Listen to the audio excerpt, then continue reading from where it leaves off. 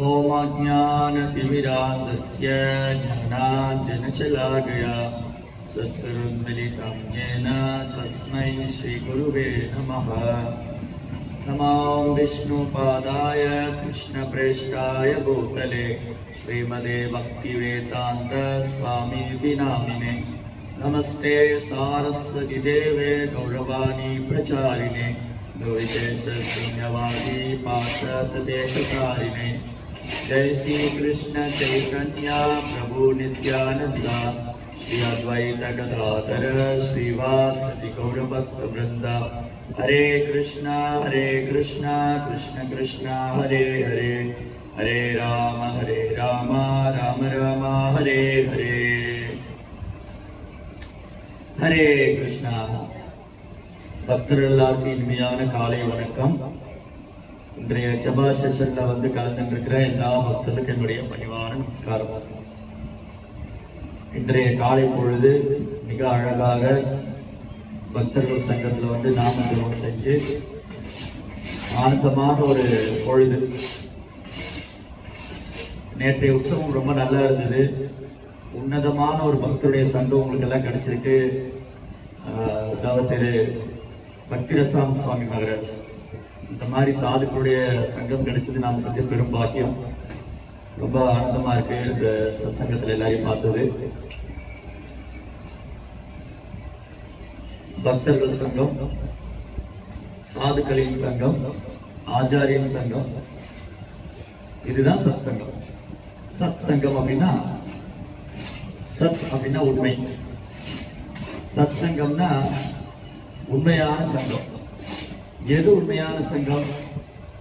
எது உண்மையானது? உண்மையானது, நித்தியமானது, பரம உண்மை. கிருஷ்ணர் பரம சத்தியம், நித்தியம் சத்தியம் பரம் தீப்தி. பகவான் கிருஷ்ணர் பரம் சத்தியம். பாகவதத்துல ஸ்ரீமத் பாகவதம் 1ஆம் ஸ்கந்தம் 1வது அத்தியாயம் 1 ஸ்லோகம். சோ ஹரே கிருஷ்ணா. சோ ஸ்ரீமத் பாகவதம் 1ஆம் ஸ்கந்தம் 1ஆம் அத்தியாயம் 1 ஸ்லோகம். சத்தியம் பரம் தீமகி, குஹ்யம் சத்தியம். பகவான் தான் பரம சத்தியம், பரம உண்மையான அனுபவிப்பாளர். அவரை பற்றிய விஷயங்களை கலந்துரையாடுவது, அவரை பற்றி கேட்பது, பகவான் கிருஷ்ணரை பற்றி கேட்பது, பகவான் கிருஷ்ணனுடைய புகழ் பாடுவது, பகவான் கிருஷ்ணரை பற்றிய விஷயங்களை கலந்துரையாடுவது, இதுதான் உண்மையான சத்சங்கம். அப்போ இந்த சத்சங்கத்துல நம்ம எல்லாரும் ஒன்றாக இணைந்து பகவானுடைய நாமத்தை உச்சரிச்சுட்டு இருக்கோம். அப்படி நாம உச்சாரணம் செய்யக்கூடிய பக்தர்கள் எப்படி இந்த நாம ஜபத்தை குற்றமற்று ஜபிப்பது, நாம ஜபத்துல எப்படி நம்ம இம்ப்ரூவ்மெண்ட் முன்னேற்றம் பண்றது, நாமத்துல சுவை, ஹரிநாமத்துல சுவையை எவ்வாறு வளர்த்துக் கொள்வது, நாமத்து மேல பற்றுதலை எவ்வாறு வளர்த்துக் கொள்வது, நம்முடைய ஜபத்தை எவ்வாறு தியானமாக செய்வது, நம் ஜபத்தை எவ்வாறு யாகமாக செய்வது, நமது ஜபத்தை எவ்வாறு யோகமாக செய்வது, இந்த நாம ஜபத்துல தான் எல்லாமே இருக்கு. நம்முடைய ஆன்மீக முன்னேற்றம், கிருஷ்ணர் மேல் உள்ள அன்பு, பக்தியில முன்னேற்றம், அனைத்தும் பகவான் கிருஷ்ணரை உணர்வது, பக்தி தொண்டுல உற்சாகம், ஆர்வம், அனைத்தும் நம் நாம ஜபத்தையே சார்ந்திருக்கு. நம்முடைய ஜபம் எவ்வாறு நேர்த்தியாக, கவனமாக, அழகாக உச்சரிக்கப்படுகிறதோ அந்த ஜபம் அனைத்தையும் நமக்கு காண்பது. 2-3 தினங்களுக்கு முன்பாக நம்முடைய பூர்வ ஆச்சாரியர் ஒருவர், முந்தைய ஆச்சாரியர் கௌரகிஷோர் தாஸ் பாபாஜி, கௌரகிஷோர் தாஸ் பாபாஜியோடைய மறைவு தினத்தை நம்ம எல்லாரும் கொண்டாடுறோம். கௌரகிஷோர் தாஸ் பாபாஜி மகாராஜ் ரொம்ப அழகா சொல்றார் அவருடைய உபன்யாசம், அவருடைய உபதேசம், அவருடைய பொன்மொழிகள். கௌரகிஷோர் தாஸ் பாபாஜி மகாராஜ் 4 பொன்மொழிகள் தான் கொடுத்திருக்காரு. அந்த 4 பொன்மொழிகள்ல 2-3 ஹரிநாமத்தை பத்தி இருக்கு. யாருடைய நாம ஜபம் ரொம்ப கவனமா ஸ்ரத்தையோட உச்சரிக்கப்படுதோ, யார் நாம ஜபத்தை குற்றப்பட்டு ஜபிக்கிறாங்களோ, அந்த ஜபம், அந்த நாமம் பகவானுடைய நாம ரூப குணாதிசயங்கள், பகவானுடைய லீலைகள், அவரது மகிமைகள், அவரது குணாதிசயங்கள் அனைத்தையும் வெளிப்படுத்தும். தொடர்ந்து யார் ஒருத்தர் ஹரே கிருஷ்ணா மந்திரத்தை குற்றப்பட்டு ஜபிக்கிறாங்களோ அவங்களுக்கு இதயத்துள்ள மாசுகள் தான் நீக்கப்படும். இதயத்துள்ள அனர்த்தங்கள், நம்ம இதயத்துல பல்வேறு அனர்த்தங்கள் அழுக்குகள்லாம் இருக்கு. இல்லையே நான் தினமும் குளிச்சுட்டு தான் இருக்கிறேன், நான் ஒரு நாளைக்கு 2 முறை நல்ல சோப்பெல்லாம் போட்டு குளிக்கிறேன், எங்க அழுக்கு இருக்கு? இருக்கு, உள்ள இருக்கு.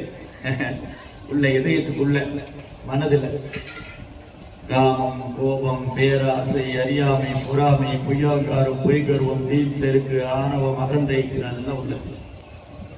அப்ப இதெல்லாம் போகணுமே. இது போகணும்னா நாம ஜபம் அவ்வளவு நேர்த்தியா இருக்கு, இது கவனமா இருக்கு. இப்ப பண்ணிட்டு இருக்கோம் இல்லையா, இந்த நாம ஜபம் அழகா பிரபுபாதர் கூட சேர்ந்துட்டு அந்த ஒரு வார்த்தையும் காதால கேட்டு, வாயினால் உச்சரிச்சு, காதால கேட்டு, மனதால் சிந்திக்கணும். இதுதான் ஆண்டாள் நாச்சியார் சொல்றாங்க. வாயினால் பாடி மனதினால் சிந்திக்க போயபடியும் புகுதருவான் என்கிறவும் தீயினால் கூசாகும் செப்பேலோர் என்பாவர். நாம் நம்முடைய கர்ம வினைகள் அனைத்தும், நாம் செய்த வினைகள், நம் பாவ வினைகள் அனைத்தும் பல ஜென்மங்களா நினைவு கிட்டாத காலத்திலிருந்தே நாம் செய்த அனைத்து கர்ம வினைகளும் தீயில போட்ட பஞ்சு மாதிரி தூசா போயிடும். எப்போ யாருக்கு பகவானுடைய நாமத்தை வாயெடுத்து நாம் உச்சரித்து அதை வாயினால் பாடி மனதினால் சிந்தித்து, வாயால் உச்சரிக்கணும், காதால கேட்கணும், மனசால சிந்திக்கணும். நான் பார்த்துருக்கேன், நிறைய பக்தர்கள் வாய் எடுத்து உச்சரிக்க மாட்டாங்க, அப்படியே மனசுக்குள்ள சொல்லலாம், மௌனமா சொல்லலாம். ஹரே கிருஷ்ணா மந்திரத்தை மனதுல உச்சரிக்கிற அளவுக்கு நாம் இன்னும் பக்குவமாகல. மனது வாய் எடுத்து சொல்லாம மனதினால தியானிக்கிறது, பகவானுடைய நாமத்தை தியானம் செய்யற அளவுக்கு நாம் இன்னும் பக்குவமாகல. அது மட்டுமல்ல, இந்த மகா மந்திரத்தை உச்சரிக்க வேண்டும் என்று சாஸ்திரம் சொல்லுது. அந்த vibration, sound vibration, Hare Krishna Krishna Krishna Hare Hare, Hare Ram Ram Ram Hare Hare, அந்த வைப்ரேட், அந்த ஒளி அதிர்வு. பகவான் இந்த ஒளி அதிர்வுல இருக்கார். கலியுகத்துல பகவான் நேரடி அவதாரம் செய்யறதுல அவர் ஹரிநாமத்தில் இருக்கார். கலிகாலே நாம ரூபே கிருஷ்ண அவதாரி. பகவான் கலிகாலத்துல நாம ரூபத்தில் இருக்கிறதுனால இந்த நாமத்தோடு நாம் தொடர்பு கொள்றது, பகவானோடு தொடர்பு கொள்றது வேறானதல்ல. ஹரே கிருஷ்ண மந்திரம் உச்சரிக்கும் போது கிருஷ்ணனோடு தொடர்பு கொள்றோம். கிருஷ்ணாவுடைய கனெக்ஷன், கனெக்டிங்ல இருக்கும், தொடர்புல இருக்கும். தொடர்பு இலக்கில் அருகாமையில் இருக்கும், தொடர்பு இலக்கில் வெளியில் இல்லை. சில பேர் நம்ம போன் பண்ண சொல்லுவாங்க இல்லையா, நீங்கள் தொடர்பு கொண்ட வாடிக்கையாளர் தொடர்பு இலக்கில் மிக தொலைவில் இருக்கிறார், சற்று நேரம் கழித்து தொடர்பு கொள்ளவும் அப்படின்னு இந்த போன்ல மெசேஜ். ஆனா ஹரே கிருஷ்ணா மந்திரம் உச்சரிக்கும் போது பகவான் மிக அருகாமையில் இருக்கிறார், அவர் தொடர்பு இலக்கில் வெளியில் இல்லை. யாரெல்லாம் ஹரே கிருஷ்ண மந்திரம் உச்சரிக்கிறோமோ நம்ம பகவானுக்கு அருகாமையில் இருக்கும், பகவானுடைய சங்கத்தில் இருக்கும். அவர் நாமமும் அவரும் வேறு வேறு இல்லை. அப்போ அந்த நாமத்தை எவ்வளவு கவனமா உச்சரிக்கணும் அப்படிங்கிறதா இந்த செஷன், இந்த ஜபா செஷன்ல எப்படி என்னுடைய சாண்டிங் நான் இம்ப்ரூவ் பண்றது. இந்த நாம ஜபத்துல எல்லாம் இருக்கு, பிரபஞ்சமே எல்லாமே. பிரம்மதேவர், மகாதேவர், மாபெரும் தேவர்கள், மகா ரிஷிகள், 4 குமாரர்கள், நாரதர், பிரம்மா, மகாதேவ் எல்லாருமே இந்த நாமத்தை தான் அடைக்கலம் கொண்டிருக்கார். பகவானுடைய புனித நாமத்தை அடைக்கலம் கொண்டிருக்கார். அப்ப மாபெரும் தேவர்களும் மகா ரிஷிகளுமே பகவானுடைய புனித நாமத்தை அடைக்கலம் கொண்டிருக்கும் போது நாம் அதை எவ்வளவு சந்தையோடு பண்ணணும். அப்போ ஹரே கிருஷ்ணா மந்திரம் உச்சரிக்கக்கூடிய பக்தர்கள் பத்ம புராணத்துல ஒரு 10 குற்றங்களை தவிர்க்கணும். இந்த 10 குற்றங்கள் செய்து கொண்டே ஒரு நாமம் ஜபித்துக் கொண்டிருக்கிறார், குற்றங்கள் செய்து கொண்டே ஒரு நாமம் ஜபித்துக் கொண்டிருக்கிறார் என்றால் அது நாம அபராதம். நாமம் சொல்றாரு, அபராதம் பண்றாரு, நாமம் சொல்றாரு, அபராதம் பண்றாரு, நாமம் சொல்றாரு, அபராதம் பண்றாரு. அப்ப என்ன ஆகும்? அந்த நாமம் நமக்கு அதை உணர்வதற்கு, அந்த நாமத்தை உணர்வதற்கோ, அந்த நாமத்தை கிரகித்துக் கொள்வதற்கோ, அந்த நாமத்தை அனுபவிப்பதற்கோ நமக்கு வாய்ப்பு இல்லாம போயிடும், அனுபவம் கிடைக்காம போயிடும். நாமத்தில் அனுபவம். சில பக்தர்கள் சொல்லுவாங்க, பிரபு நான் ரொம்ப வருஷமா ஜெபம் பண்றேன், என்னுடைய ஜெபம் ஒரு என்ன எனக்கு ஒன்றும் ரியலைசேஷன் இல்லையே, நான் ரொம்ப வருஷமா ஜெபம் பண்ணிட்டு இருக்கேன், எனக்கு அதுல ரியலைசேஷன் அனுபவமே இல்லையே, அது உற்சாகம் இல்லையே, ஏதோ சொல்றேன் அவ்வளவுதான். பக்தர்கள்லாம் சொல்ல சொன்னாங்க, நான் சொல்லிட்டு இருக்கேன். அப்ப என்ன நடந்துட்டு இருக்கோம்? ஒரு பக்கம் ஜெபம் பண்ணிட்டு இருப்போம், இன்னொரு பக்கம் அபராதம் பண்ணிட்டு இருப்போம். ஒரு பக்கம் ஜெபம் பண்ணிட்டு இருப்போம், இன்னொரு பக்கம் அபராதம் பண்ணிட்டு இருப்போம். இப்போ உதாரணத்துக்கு இங்க எனக்கு வீடியோல சீதாலட்சுமி மாதாஜி தெரியல. சீதாலட்சுமி மாதாஜி வந்து அவங்க வீட்டுல உட்கார்ந்துருக்காங்க. ஒரு பக்கம் வீடு கூட்டுறாங்க, இன்னொரு பக்கம் குப்பையை போட்டுக்கிறாங்க. ஒரு பக்கம் வீடு கூட்டுறாங்க, இன்னொரு பக்கம் குப்பையை போட்டாங்க. பிரயோஜனம் இல்லையா? வீடு கூட்டணும், குப்பையை போடக்கூடாது. கிளீன் பண்ண அடுத்து டஸ்ட் வரக்கூடாது, கிளீன் பண்ணிட்டே இருக்கும். நம்ம என்ன பண்ணிடுறோம்? நாம ஜபிக்கிறோம், அபராதம் பண்றோம். நாம ஜபிக்கிறோம், அபராதம். அப்போ தூய்மை அடையாது. ஒரு பக்கம் குப்பையை போடுறேன், ஒரு பக்கம் சுத்தம் பண்ணிட்டு இருக்கேன். ஒரு பக்கம் குப்பையை போடுறேன், ஒரு பக்கம் சுத்தம் பண்றேன். அப்ப தூய்மை அடையாது. குப்பைகளை அகற்ற வேண்டும் என்றால் குப்பைகளை போடுவதை நிறுத்த வேண்டும். குப்பைகளை போடுவதை நிறுத்துவதுதான் குப்பையை அகற்றுவதற்கான முதல் வேலை. இரண்டாவது அதை எடுத்து சுத்தம் செய்வது. அப்போ ஹரே கிருஷ்ண கிருஷ்ண கிருஷ்ண ஹரே ஹரே, ஹரே ராம ராம ராம ஹரே ஹரே. நாம ஜெபிக்கும் போது நம் இதயத்தை தூய்மை செய்ய ஆரம்பிச்சிடும். நம் இதயத்தை சுத்தம் பண்ண ஆரம்பிச்சிடும். அப்போ இது தூய்மையை செய்யக்கூடிய ப்ராசஸ், இந்த சுத்தம் பண்ணக்கூடிய முறை வந்து நம்ம தொடங்கியாச்சு. இனிமேலும் அசுத்தங்களை உள்ள அனுமதிக்க கூடாது. அதுக்கு அனுமதி இடம் கொடுக்க கூடாது. நான் தானே இடம் கொடுக்குறேன், நான் இடம் கொடுக்க கூடாது. நான் சொல்றேன் no no, you should not do this. இது நீ செய்யக்கூடாது. No, don't do this. So புத்தி வந்து மனசுக்கு சொல்றது பண்ணக்கூடாது. நீ நாம ஜபிக்கிற, அபராதம் பண்ணக்கூடாது. நீ நாம ஜபிக்கிற, அபராதம் பண்ணக்கூடாது. அதனால நம்ம தினமும் ஹரே கிருஷ்ணா மந்திரம் உச்சரிக்கிறதுக்கு முன்னாடி இந்த 10 குற்றங்களை ஞாபகம் வச்சுக்கணும். இது செய்திடக்கூடாது. அந்த 10 குற்றங்கள் தான் ஒன்றின் பின் ஒன்றாக நாம் பார்த்து கொண்டு வருகிறோம். முதலாவது குற்றம், பகவானின் புனித நாமத்தை பரப்ப தனது வாழ்க்கையை அர்ப்பணித்துள்ள வைஷ்ணவர்களை நிந்திப்பது குற்றமாகும். எந்த பக்தரையும் நாம் அவதூறு பேசக்கூடாது. எந்த பக்தருக்கும் நிந்தனை செய்யக்கூடாது. யாரையும் புகார் சொல்லக்கூடாது. யார் மேலேயும் பொறாமை கொள்ளக்கூடாது. எல்லோரிடத்திலும் அன்பாக இருக்க வேண்டும். எல்லாருக்கும் மரியாதை கொடுக்க வேண்டும். நாம் மரியாதை எதிர்பார்க்க கூடாது. அதுதான் சைத்தன்யமாக சொல்லிக் கொடுக்கும். அந்த மாதிரி ஒரு மனோநிலையில் இருக்கும் பொழுதுதான் நம்மளால் தொடர்ந்து ஹரே கிருஷ்ணா மந்திரத்தை உச்சரிக்க முடியுது. மகாபிரபு சொல்றார். இரண்டாவது, பிரம்மா சிவன் போன்ற தேவர்களின் நாமத்தையோ பகவான் விஷ்ணுவின் நாமத்துக்கு சமமானதோ தனிச்சையான என்று கருதக்கூடாது. முதல்ல வந்து வைஷ்ணவ நிந்தா, ஃபர்ஸ்ட் அபராதம் வைஷ்ணவ நிந்தா, அது பண்ணக்கூடாது. இரண்டாவது தேவதை நிந்தா, எந்த தேவர்களையும் நம்ம பரிகாசம் பண்ணக்கூடாது. எந்த தேவர்களையும் அவதூறு பேசக்கூடாது. அதே சமயத்துல அவங்களை பகவானோட ஒப்பிடவும் கூடாது. அவங்க பகவானுடைய சேவையில் இருக்காங்க. பகவான் ஒரு தேவதைக்கும் ஒரு சேவை கொடுத்திருக்காரு. அதை அவங்க செய்து கொண்டிருக்கிறார்கள். அதனால நாம் யாரையும் பரிகாசம் பண்ண வேண்டிய அவசியமோ தேவையோ இல்லை. மூன்றாவது குற்றம் நம்ம பார்த்தோம், ஆன்மீக குருவின் கட்டளையை, ஆன்மீக குருவை ஒரு சாதாரண மனிதனாகவும் அவரது கட்டளையை மீறுவது குற்றமாகும். ஆன்மீக குருவுடைய கருணை இல்லாம நம்ம நாமத்துல வச்சு வராது. ஏன்னா நம்ம எந்த மந்திரம் உச்சரித்தாலும் சம்பிரதாயத்திலிருந்து பெற்றுக்கொள்ள வேண்டும். ஆன்மீக குருவிலிருந்து பெற்றுக்கொள்ள வேண்டும். அப்பதான் அந்த மந்திரம் நமக்கு வேலை செய்யும். இந்த மந்திரம் நமக்கு ரிவீல் பண்ணும், கிருஷ்ணரை ரிவீல் பண்ணும். ஹரே கிருஷ்ண மகாமந்திரம், ஹரே கிருஷ்ண மகாமந்திரம் கிருஷ்ணரை நமக்கு காட்டக்கூடியது, கிருஷ்ணரை காண்பிக்கக்கூடியது. அப்ப கிருஷ்ணரை நான் உணரணும். ஹரே கிருஷ்ண மந்திரம் ஜபித்து நான் கிருஷ்ணரை உணர வேண்டும் என்றால் நான் ஒரு ஆன்மீக குருவின் கருணையை நம்பியிருக்கிறேன். நாம் வந்து ஆன்மீக குருவின் கருணையை நம்பியிருக்கிறேன். அப்படி இருக்கும்போது ஆன்மீக குரு வந்து ஒரு சாதாரண மனிதன், என்ன அவரு நம்மள மாதிரி தானே இருக்காரு, அவரு நம்மள மாதிரி தான் இருக்காரு, சாப்பிடுறாரு, தூங்குறாரு என்று ஆன்மீக குருவை நாம் ஒரு சாதாரண மனிதனாக கருதக்கூடாது. அவரது கட்டளையை நம்ம சாதாரணமா எடுத்துக் கொடுக்கூடாது. இது மூன்றாவது குற்றம். இதையும் நாம் தவிர்க்க வேண்டும். இதையும் செய்யக்கூடாது. பின்பு நான்காவது குற்றம் இன்றைக்கு நம்ம பார்க்க வேண்டியது, வேத இலக்கியங்களையும் வேதங்களின் வழிவந்த நூல்களையும் நிந்திப்பது குற்றமாகும். சாஸ்திர நிந்தா, ஸ்ருதி சாஸ்திர நிந்தா. நாலாவது குற்றம் ஸ்ருதி சாஸ்திர நிந்தா. வேதங்களையும், அதாவது வேத இலக்கியங்களையும் வேதங்களின் வழிவந்த நூல்கள். வேதங்கள்னா ரிக், யஜுர், சாம, அதர்வா வேதங்கள், வேத இலக்கியங்கள். இந்த வேதங்களில் வழிவந்த நூல்கள், வேதங்களை தழுவி வந்த நூல்கள், புராணங்கள், உபநிஷத்துக்கள், இதிகாசங்கள், பத்ம புராணம், ஸ்கந்த புராணம், பாகவத புராணம், இந்த மாதிரி புராணங்கள், இதிகாசங்கள், 108 உபநிஷத்துக்கள், அப்புறம் இதிகாசம், ராமாயணம், மகாபாரதம். எப்படி வேதங்கள், வேதங்களில் வழிவந்த நூல்கள், இதையும் நாம் நிதிக்கக்கூடாது. ஆனா இன்னைக்கு பெரும்பாலும் பாத்தீங்கன்னா மக்களிடத்துல சாஸ்திரத்துல நம்பிக்கை இல்லை. சாஸ்திரத்துல நம்பிக்கை இல்ல. இப்ப எங்க சாஸ்திரம் போதிக்கிறாங்க? ஒரு காலத்துல இந்த சாஸ்திரம் கற்பிப்பதுதான் நம்முடைய பாடத்திட்டமாக இருந்தது.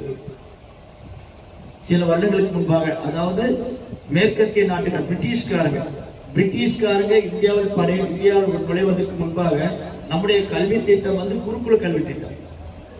நம்முடைய கல்வி திட்டம் வந்து சாஸ்திரத்தை மையமா வைத்திருந்தது. ஏன் சாஸ்திரத்தை மையமா வச்சிருக்கோம்? இன்னைக்கு வந்து சாஸ்திரத்துக்கு மேல ஏன் நம்பிக்கை இல்லை? சாஸ்திரங்கள், வேதங்கள், புராணங்கள் என்ன நினைக்கிறாங்க? இந்த வேதங்கள் புராணங்கள் கட்டுக்கதைகள், சும்மா யாரோ ஒரு மனுஷன் எழுதி வச்சுட்டாரு, அதனால இதெல்லாம் நம்பாதீங்க, இதெல்லாம் கற்பனை. ராமாயணம் வந்து கற்பனை, மகாபாரதம் கற்பனை, பாகவதத்தில் உள்ள கதைகள்லாம் கற்பனை, வேதங்கள் புராணங்கள்லாம் யாரோ ஒரு மனுஷங்க, குறிப்பா பிராமணர்கள் எழுதி வச்சுட்டாங்க. பிராமணர்கள் வந்து மற்றவங்க ஆதிக்கம் செய்யறதுக்காக அவங்களாம் எழுதி வச்சுட்டாங்க. இந்த மாதிரி சாஸ்திரங்களை குறித்து பல்வேறு தவறான கருத்துக்கள், பல்வேறு தவறான அபிப்பிராயங்கள் இன்றைக்கு சமுதாயத்தில் நிலவு. இன்னைக்கு பெரும்பாலும் சமுதாயத்துல சாஸ்திரங்கள்லாம் ஒரு குறிப்பிட்ட சமுதாயத்துக்கானது, ஒரு குறிப்பிட்ட இனத்தவருக்கானது, ஒரு குறிப்பிட்ட மதத்தவருக்கானது அப்படின்னு முத்திரை குத்தப்பட்டிருக்கு.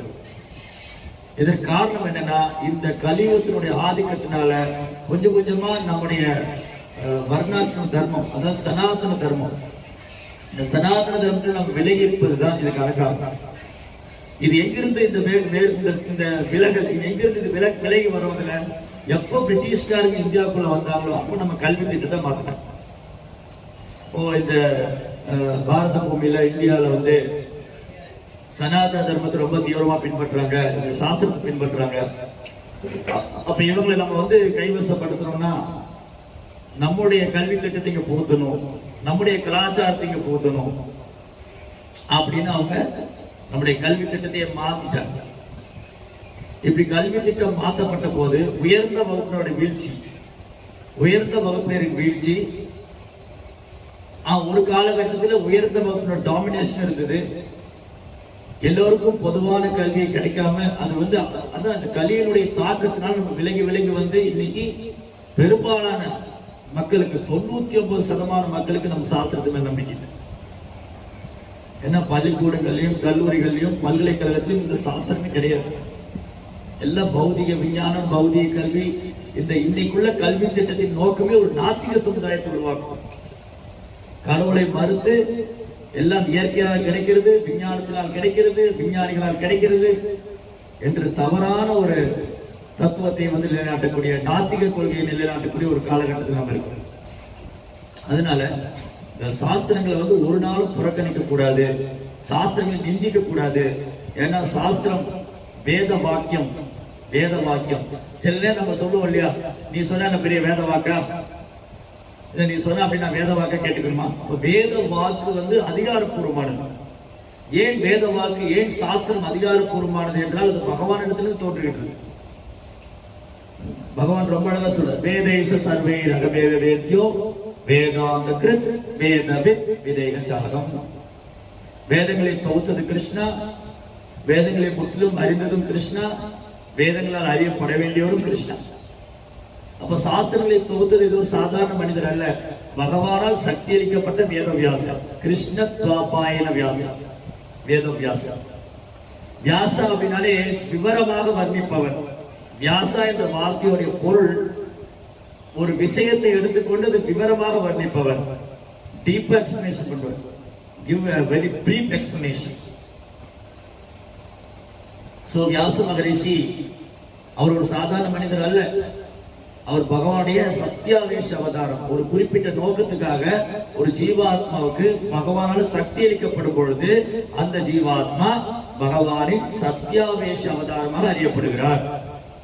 அப்ப வேதவியாசர் வேற யாரும் இல்ல, அவர் பகவானால் சக்தி அளிக்கப்பட்டவர். பகவானால் சக்தி அளிக்கப்படாம ஒருவரால் சாஸ்திரங்களை வியாக்கியானம் கற்பிக்க முடியாது, சாஸ்திரங்களை துவக்க முடியாது, சாஸ்திரங்களை வர்ணிக்க முடியாது.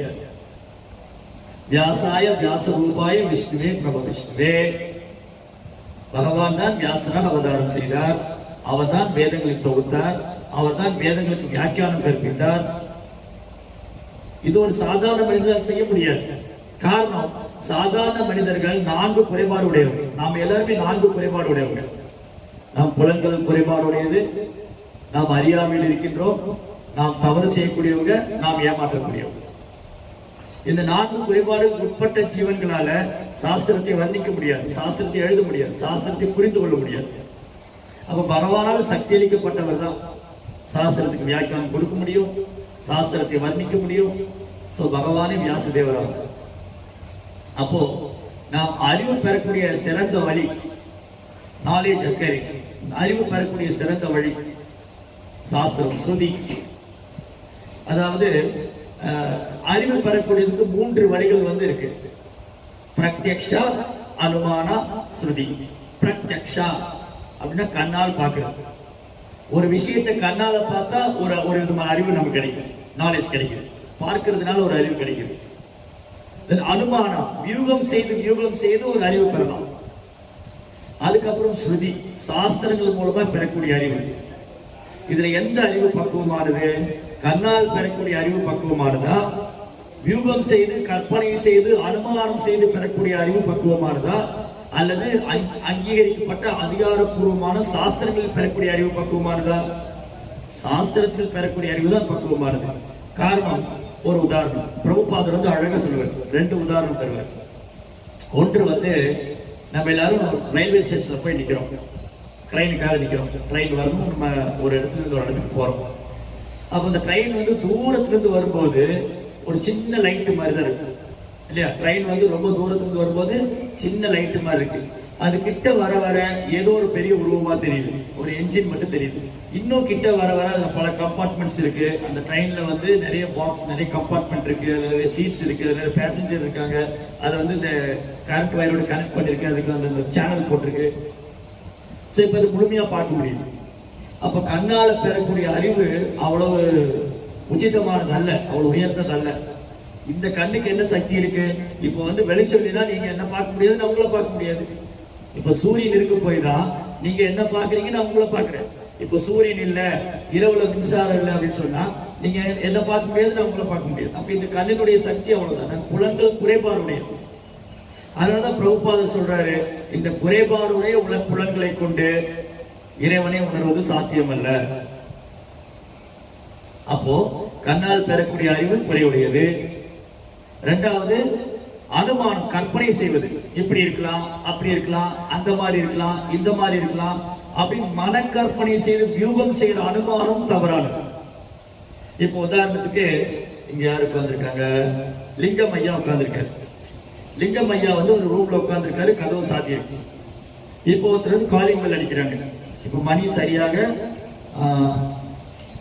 6:45 ஆச்சு. 6:45 போகுது. காலிங் பெல் அடிச்சது. லிங்கம் ஐயா என்ன நினைக்கிறாரு? பால்கார் வர்றாரு, பால் 6:45 பால் கொண்டு வர பால்கார் வருவாரு. ஆனா கதவை திறந்தா வேற யாரும் நண்பர் வந்திருக்காரு. எதுங்க திடீர்னு சொல்லாம வந்துட்டீங்க? நான் இந்த டைம் பால்கார் வருவாருன்னு நினைச்சேன். அப்ப நம்ம வியூகம் தப்பாயிடுது, என்னுடைய வியூகம் தப்பாயிடுச்சு. நான் 6:45 பால்கார் வருவாருன்னு நினைச்சேன், கதவை திறந்து என்னுடைய நண்பர் வந்திருக்காரு இல்லையா? லிங்கம் ஐயா கதவை திறந்தா பால்கார் வருவார் நினைச்சு பாத்திரத்தை தூக்கிட்டு போறாரு. சரி, பால் வாங்குறது பாத்திரம் எடுத்துட்டு போறாரு, பார்த்தா நண்பர் நிற்கிறார். அப்போ நாம் வியூகம் நம்முடைய அறிவை கொண்டு, நம்முடைய குறைந்த அறிவை கொண்டு சிந்திக்கும் அறிவு குறைபாடுடையது.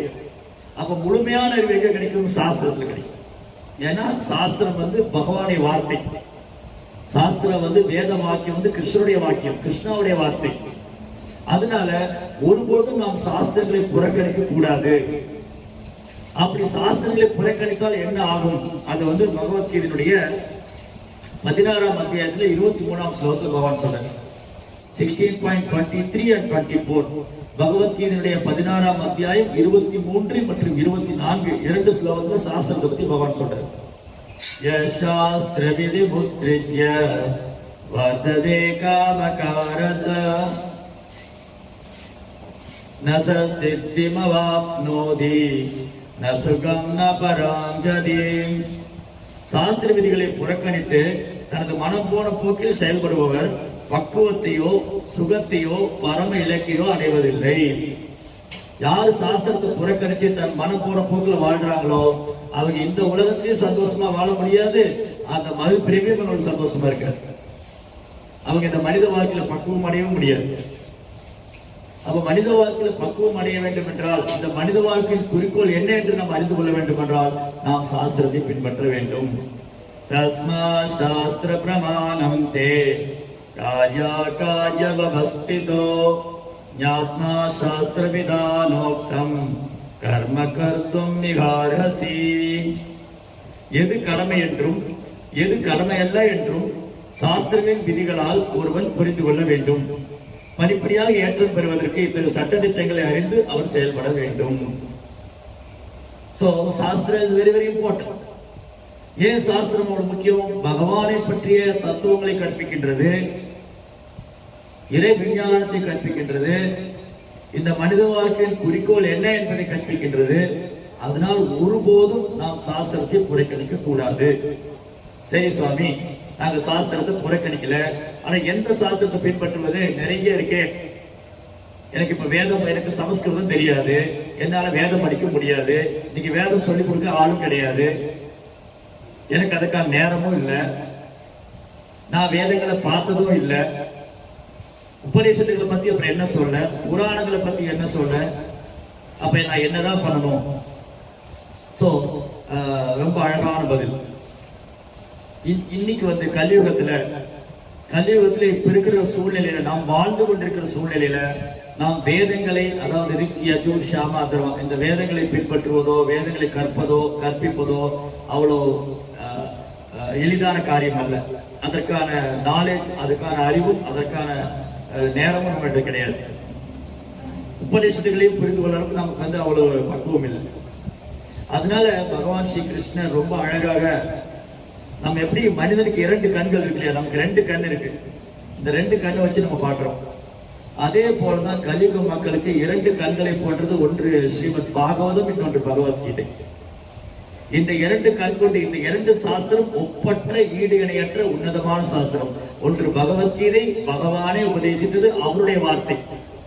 இனி ஒன்று ஸ்ரீமத் பாகவதம், பகவானிய நாம ரூப குணாதிசயங்களை கற்பிக்கும் சாஸ்திரம்.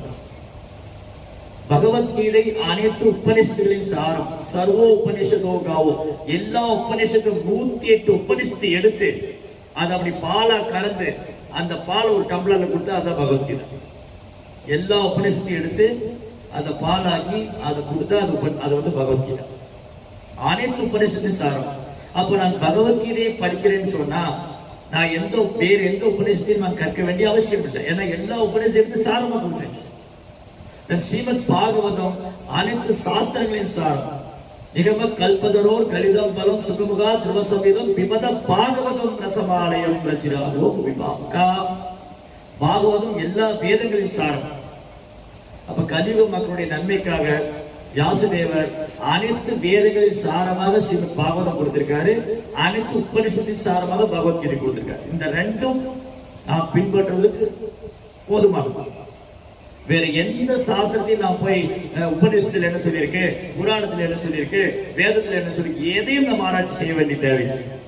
அதனாலதான் நம்முடைய ஸ்தாபக ஆச்சாரியர் ஸ்ரீல பிரபுபாதர் இந்த 2 கிரந்தங்களுக்கு வியாக்கியானம் கொடுத்திருக்கார். அவர் மேற்கத்திய நாட்டுக்கு செல்லும் போது பாகவதம் தான் எடுத்துட்டு போனார். அங்க பகவத்கீதை தான் பதில் பிரச்சாரம் செய்தார். அப்போ பகவத்கீதை பாகவதம் நமக்கு 2 கண்கள். இந்த சாஸ்திரத்தை நாம் ஒருபோதும் புறக்கணிக்க கூடாது. பகவத்கீதை நாம் அன்றாடம் கற்க வேண்டும். அதுல பகவான் நாம் கொடுத்திருக்கிற வார்த்தைகளை நாம் பின்பற்ற வேண்டும். பாகவதம் நாம் கற்க வேண்டும். புத்தக பாகவதத்தை பக்தர் பாகவதம் கற்க வேண்டும். அந்த பாகவதத்தை நடைமுறையில் பயிற்சி நாம் கற்றுக்கொள்ள வேண்டும். இது செய்வதன் மூலமாக நாம் இந்த சாஸ்திரங்களை நிந்தனை செய்யாம, இது என்ன யாராவது சொல்றாங்க, என்ன பகவத்கீதை சும்மா யாரும் எழுதி வச்சுட்டாங்க, பாகவதெல்லாம் சும்மா கற்பனை கதை, இந்த மாதிரி விஷயங்களை நாம் காதில் வாங்கி கொள்ளக்கூடாது. அப்படியானால் சாஸ்திரத்துக்கு நிந்தனை செய்தால் உடனே நாம் சொல்ல வேண்டும். நீங்க எப்படி சொல்லலாம், நீங்க எப்படி மகாபாரதம் கற்பனைன்னு சொல்லலாம்? மகாபாரதம் இதிகாசம், இங்க நிகழ்ந்தது. இதிகாஸ் இங்க நிகழ்ந்தது, இது கற்பனை அல்ல. இன்றைக்கும் அந்த இடங்கள் இருக்கின்றன. துவாரகா, அயோத்தியா, இது அதே பேர்ல தான் இருக்கு. துவாரகா துவாரங்கிற பேர்ல தான் இருக்கு. அயோத்தியா அயோத்தியா பேர்ல தான் இருக்கு. ராமேஸ்வரம் ராமேஸ்வரம் பேர்ல. அனைத்தும் அந்த லீலைகள் நடந்த இடம் இப்போது நம்ம பார்க்கலாம். அந்த உன்னதமான லீலைகள் நடந்த இடங்கள், அதற்கான சான்றுகள் இன்றும் இருக்கின்றன. அதனால பகவானின் லீலைகளும் அவரது நாம ரூப குணாதிசயங்களும் சாஸ்திரங்களும் கற்பனையானதல்ல, கட்டுக்கதை அல்ல. இது மனித குலத்துக்கு கிடைத்த வரப்பிரசாதம். பகவத்கீதையும் பாகவதமும் மனித குலத்துக்கு கிடைத்த வரப்பிரசாதம். இதை நாம் நன்கு பயன்படுத்திக் கொள்ள வேண்டுமே தவிர ஒருபோதும் நாம் நிந்தனை செய்து விடக்கூடாது. இன்னொன்று, நாம் இதற்கு சந்தேகம் கொள்ளவும் கூடாது. இது உண்மையில இப்படி சொல்லியிருப்பாரா, கிருஷ்ணர் இப்படி சொல்லியிருப்பாரா, பாகவதம் சொல்லியது உண்மையா? சந்தேகம் கொள்ள வேண்டிய அவசியம் இல்லை. சம்சயாத்மா வினசதி, சந்தேகம் கொள்ளும் ஆத்மா அழிந்து விடுவார். அதனால நாம் சாஸ்திரத்தை சந்தேகம் கொள்ளவும் கூடாது, சாஸ்திரத்தை நிந்திக்கவும் கூடாது, அதை உள்ளவாறு ஏற்றுக்கொள்ள வேண்டும். சரி சுவாமி, நான் பகவத்கீதை பாகவத்தை ஏற்றுக்கிறேன், எப்படி அது மேல எனக்கு நம்பிக்கை வரும், எப்படி நான் அதை ஃபாலோ பண்றது, எப்படி அதை தெரிஞ்சுக்கிறது? அதுக்குதான் சாதுக்கள், அதுக்குதான் ஆச்சாரியர். அப்ப சாது, சாஸ்திர, குரு. சாது நிந்தனை கூடாது, சாஸ்திர நிந்தனை கூடாது, ஆச்சாரிய நிந்தனை கூடாது. இந்த மூன்றுக்கும் நம்ம அபராதம் செய்துவிடக் கூடாது. சாதுக்களுக்கு அபராதம் செய்துவிடக் கூடாது, சாஸ்திரத்துக்கு அபராதம் கூடாது, ஆச்சாரிய குருவுக்கு அபராதம் கூடாது. இந்த அபராதங்களை தவிர்த்து இவற்றை நாம் நன்றாக பயன்படுத்திக் கொண்டால் நாம் கிருஷ்ணனோட மேலும் மேலும் முன்னேற்றம் அடைவோம். ஹரே கிருஷ்ண. ஜெய் ஸ்ரீ பிரபுபாத் கி ஜெய்.